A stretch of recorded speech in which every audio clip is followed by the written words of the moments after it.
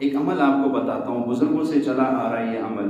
جو بندہ حج کی خواہش رکھتا ہو لیکن اس کے بعد اتنی طاقت نہیں ہے لیکن وہ چاہتا ہے کہ میں حج کروں، تو یہ ایک مجرب عمل ہے بزرگان دین، حدیث شریف میں نہیں آیا، بزرگان دین کا ایک مجرب عمل ہے کہ جب بھی اذان ہونا اذان کا جواب دیا کرے، اذان کا جواب دیا کرے.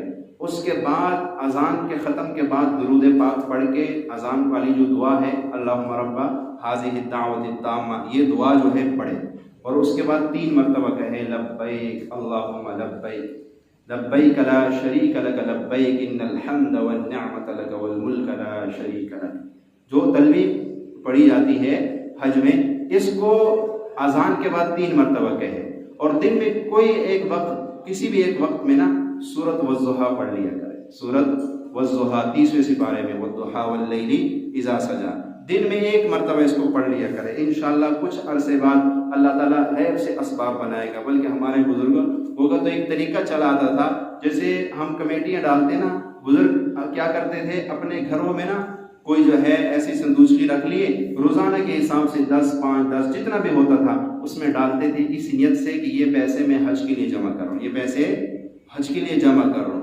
اگرچہ وہ جمع نہیں ہو سکتے، کہ آج ایک بندہ اگر 50 بھی ڈالے گا تو پتہ نہیں کتنے سال اس کو جمع کرتے لگ جائیں گے، لیکن وہ اپنے جذبہ تو اللہ کو دکھائے نا کہ مولا میرا جذبہ یہ ہے کہ میں کوشش تو کر رہا ہوں. پھر اللہ جب راستے کھولتا ہے تو حج اور عمرے پیسوں سے نہیں ہوتے ہیں. کتنے لوگ ہیں جو لندن امریکہ گھوم کے آئے ہیں لیکن آج تک کبھی ان کو بیت اللہ جانا نصیب نہیں ہوا.